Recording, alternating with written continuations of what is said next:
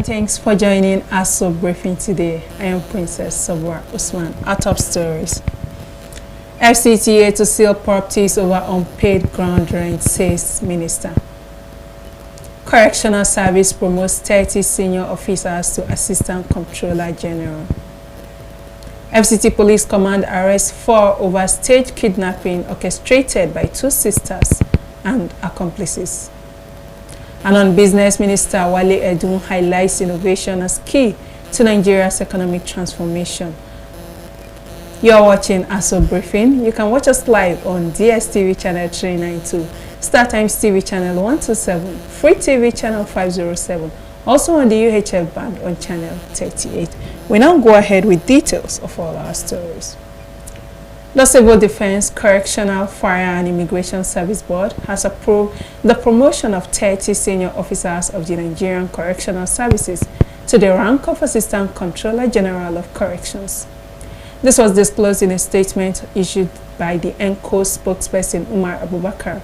According to the statement, the promotion is part of CDCFIB's ongoing efforts to uphold merit-based advancement, professional excellence, and strengthen leadership within the service. The promoted officers include 27 general duty officers who have shown exceptional commitment, leadership skills, and operational efficiency across various commands nationwide. Additionally, 3 professional officers were elevated in recognition of their specialized contributions in medical laboratory science, nursing, and public health. The exercise aligns with the broader reforms underway in the ENCOS under President Bola Tinubu's Renew Hope agenda. The reforms, attributed to the leadership of Minister of Interior Olubomi Tunji Ojo, are aimed at revitalizing the correctional system and improving service delivery. The Comptroller General of Corrections, Silva Nwakuche, congratulated the newly promoted officers and urged them to embrace the added responsibilities that comes with their new roles. He emphasized the importance of their contributions to inmate rehabilitation, reformation, and reintegration, noting that the promotion reflects the service's commitment to global standards in correctional management. Nwakuche also reaffirmed the ENCO's dedication to building a disciplined, motivated, and professional workforce capable of addressing the evolving challenges of modern correctional service and public safety. The Minister of the Federal Capital Territory, Barrister Nyesom Wike, has announced that the Federal Capital Territory Administration will commence the sealing of properties in Abuja whose owners have failed to settle their ground rent obligations. The minister made a declaration on Monday during a media parley in Abuja, stated that the administration could no longer tolerate the continued evasion of statutory payments by property owners, despite a grace period earlier granted by President Tinubu. The minister noted that although the president has extended a 2-week grace period to defaulting owners, more than 3 months had passed without compliance from many of them. He said the FCTA will now take decisive actions by sealing the affected properties. According to him, failure of property owners to pay ground rent was depriving the government of critical revenue needed for infrastructure and development across the territory. He emphasized that the administration will not be deterred by the criticisms or allegations of political motives in enforcing the law. The minister warned that owners who had refused to comply with the payment directives will face enforcement measures without further delay. Recall that in the month of May, officials of the FCTA had sealed the national headquarters of People's Democratic Party, also known as Wadata Plaza, as part of the enforcement of a mass revocation of 4,794 properties due to unpaid ground rents spanning between 10 and 43 years. Deputy Speaker House of Representatives Benjamin Kalu has announced that the reserved seat for women bill will be voted on after the National Assembly resumes from its annual recess.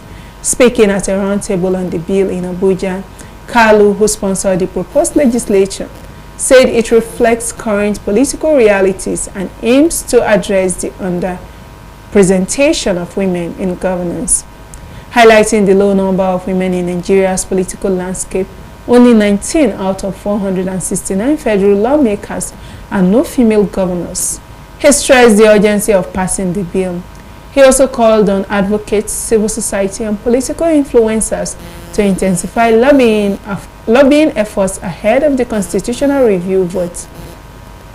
Carlo reaffirmed the 10th Assembly's commitment to inclusion, noting that the bill aligns with President Bola Tinubu's Renew Hope agenda and the House Legislative's priority. The chairman of Abaji Area Council, Alhaji Abubakar Umar Abdullahi, has been warmly welcomed at an empowerment program hosted by Mohammed Musa Shetima, the Senior Special Assistant to the Minister of Special Duties and Intergovernmental Affairs, Mr. Zafania Bitrus Gisalo. Shetima praised Abubakar's leadership, highlighting his commitment to the progress and development of Abaji Area Council. He emphasized that leadership is about more than just holding a position, about inspiring change, serving with integrity, and making a tangible difference in people's lives. He commended Abubakar's focus on agricultural development, community empowerment, and sustainable growth, demonstrating true leadership rooted in service and dedication. The host jokingly welcomed Abubakar to his real home in Abaji Southeast Ward, expressing confidence that the ward will deliver him as the chairman of Abaji Area Council in 2026. Shetima praised Abubakar's philanthropy, noting his efforts had created opportunities and income for others, and urged Abajians to support his chairmanship aspiration. The Director General of the AUA Campaign Council, Mohammed Angulu Bello, described Abubakar's leadership style as servant first, prioritizing the needs of others and promoting growth and well-being. He commended Shetima for his leadership participation and wealth of administrative experience. Abaji expressed gratitude for the empowerment program and highlighted the importance of philanthropy in empowering others and creating opportunities for the betterment of all. He emphasized that philanthropy is not limited to the wealthy and urged Shetima to expand his charitable efforts to all wards in Abaji Area Council. The empowerment program distributed various items in education. The West African Examination Council has officially released the results of the 2025 West African Senior School Certificate. Candidates who participated in the 2025 examination can now access their results online. The release marks the conclusion of the 2025 examination cycle for secondary school candidates across West Africa, with students, schools, and parents expected to begin the next phase of academic and career planning based on the outcome. The West Africa Center for Public Health and Development and other stakeholders has organized a program known as Genzil Conference to bring together various young people between the ages of 13 to 28 years in the Federal Capital Territory, with the aim of guiding and protecting their future. Speaking during the conference in Abuja, one of the keynote speakers, Paul Cast, stated that the program is an avenue in enlightening and bringing out the best of the young Nigerians. Oluwapelumi Adeyemi tells us more. Media executive and filmmaker Paul Cast disclosed that the Genzil Conference is an opportunity to bring young people together to interact, develop their hidden talents, and also provide solutions to various challenges they encounter, and not relent in contributing positively to the development of the society. Genzil Conference is an avenue where young people get to have interactions that is able to take them from where they are to where they want to be. These are very vital, salient issues that need to be addressed, which I feel young people need to be constantly reminded of. Speaking also at the event, convener and founder Tesla's Leadership Network, Imin Kalada Green, stated that the program is an avenue in repositioning the perspective of how people see the Genzils, while other key speakers highlighted the importance of building relationships between the younger and older generations. How to build your life with practical wisdom and rich networks with a voice that is heard. What I was doing was to share with Genzils how we can build a life that makes sense, right? And to share with them how they can build a life that when they speak, people will listen. And they also have relationships that they can rely on. And we tie all that around emotional intelligence. Because being emotionally intelligent can put you a lot of basics in how relationships turn out. If you are able to manage your relationships emotionally, then you have great one.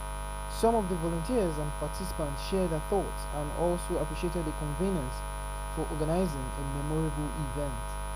Thank you so much for believing in the vision. Thank you for seeing that Gen Zs have potential. Thank you for seeing us beyond just teenagers or 20-somethings. Thank you for actually knowing that in this life we can become something. And on behalf of the entire Gen Z conference, I'm grateful. So coming to this event has not just opened up networking to me, and I've got to learn from a lot of people, even some of the guests. So one of the prominent speakers who actually stood up to me was Mrs. I, when she said, you do not need to be someone else, you need to know yourself, because when you have a better understanding of yourself, that way the world gets to understand you through your perspective. I saw Nova and I saw some other guys.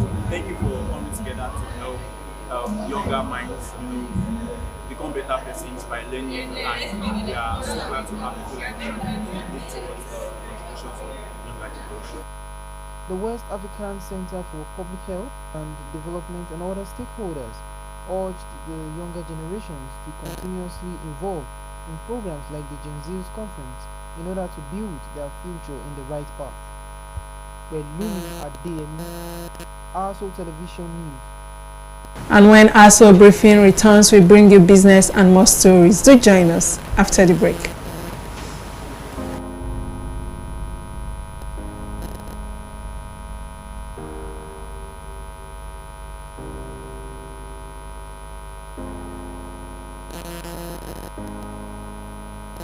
Let's get one thing straight. Being a woman with disabilities doesn't mean you don't have the right to quality sexual and reproductive health information and services. Family planning, maternity care, STI prevention. Every woman deserves access to safe, respectful, and inclusive reproductive health care. My body, my health, my reproductive rights. No limits, no exceptions. Your health matters. Your choices matters. Get informed, get care, and take charge of your future.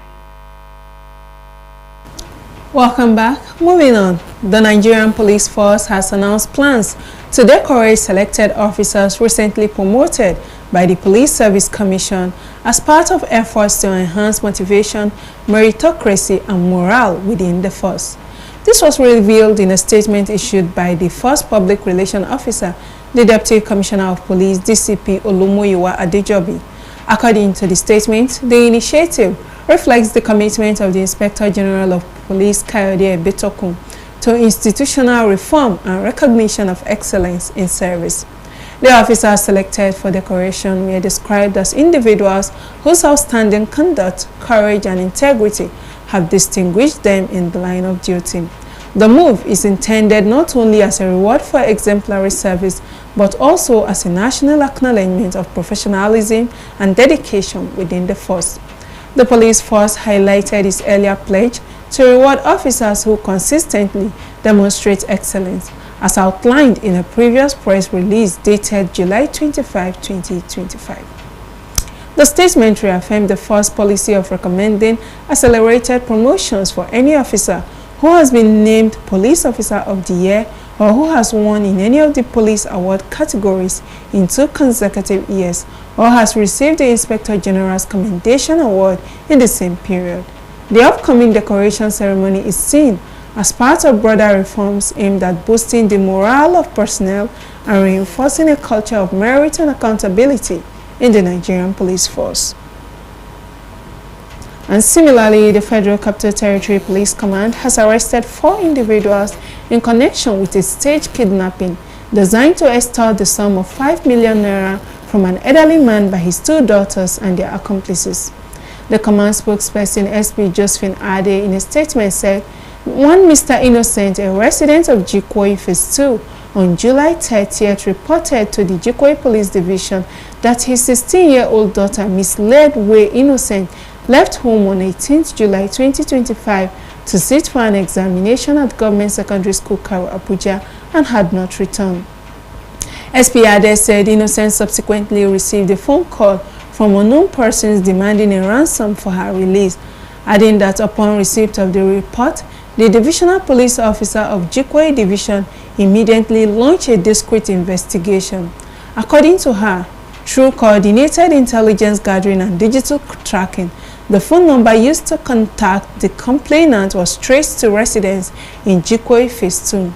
She disclosed that operatives proceeded to the locations where they found Miss Leadway Innocent in the company of one Mrs. Tina Mayowa, the wife of Mr. Mayowa Adedeji, noting that both individuals were seen eating and conversing freely, indicating no sign of distress. The police spokesperson revealed that the subsequent investigations led to the arrest of Ms. Joy Innocent, the elder sister of the alleged victim, and her boyfriend, Mr. Mayowa Adedeji. SP Ade further disclosed that findings revealed that Joy conspired with her boyfriend, who is legally married to Mrs. Tina Mayowa, to stage the kidnapping of her younger sister, Leadway Innocent, in a calculated attempt to defraud their father of 5 million naira, saying findings indicated that Leadway Innocent was not only aware of the plan but was an active participant. The Nigerian Union of Journalists (NUJ) has condemned the Niger State government for allegedly threatening to shut down a privately owned radio station, Badegi FM 90.1, and demolish its premises in Minna. In a statement signed by the NUJ National President Al-Hassan Abdullahi, the union described the reported move by the administration of Governor Umar Bago as an act of intimidation and a direct assault on press freedom. The NUJ warned that such actions represent an abuse of executive power and pose a threat to democratic values by sending a discouraging message to independent media outlets across the country. The union emphasized that the regulation of broadcast stations in Nigeria falls exclusively under the jurisdiction of the National Broadcasting Commission, the body legally mandated to license, monitor, and sanction broadcasters. It further stated that no state government has the constitutional authority to interfere in the operations or facilities of any media house, urging the Niger State government to refrain from overstepping its bound and respect the rule of law. The NUJ called on relevant stakeholders, civil society organizations, and the general public to resist attempts to suppress press freedom and safeguard the independence of the media in Nigeria. And Shore Start High School in Abuja has graduated its class of 2025, marking a significant milestone for the students and the institution. The event featured prize giving to outstanding students and long-serving staff members. Here's the report as presented from our studios.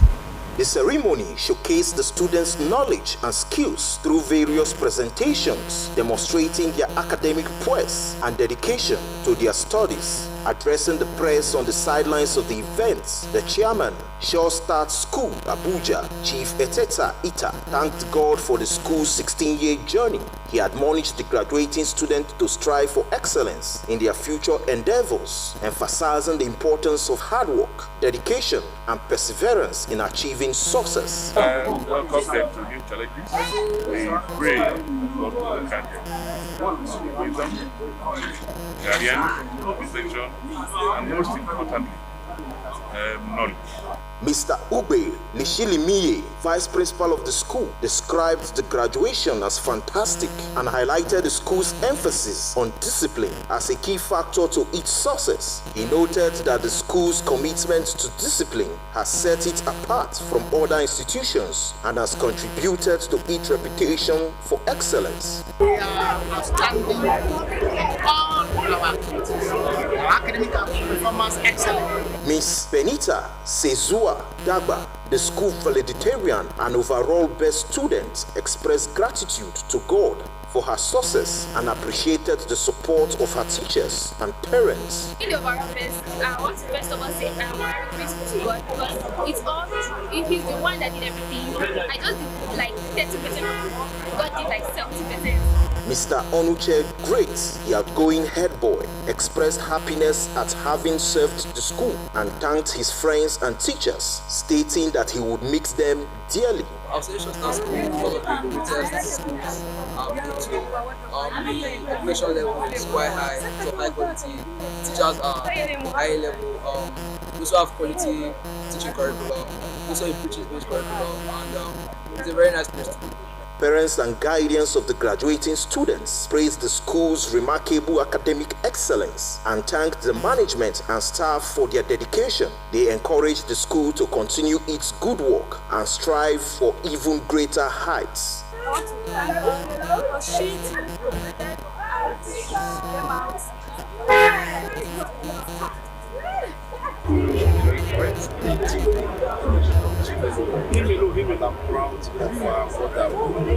Key highlights of the event was the recognition of long-serving staff members of the school. Daniel Obi, Aso Television News.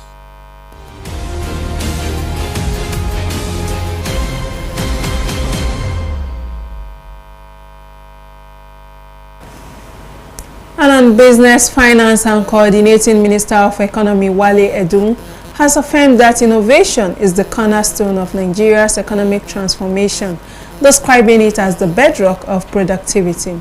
The minister, in her remarks at the third edition of the NSIA Prize Award for Innovation, emphasized that the nation's shift from potential to prosperity hinges on homegrown, scalable solutions led by its youthful population, noting Nigeria's transformation must be built on ideas driven by youth and anchored in inclusivity.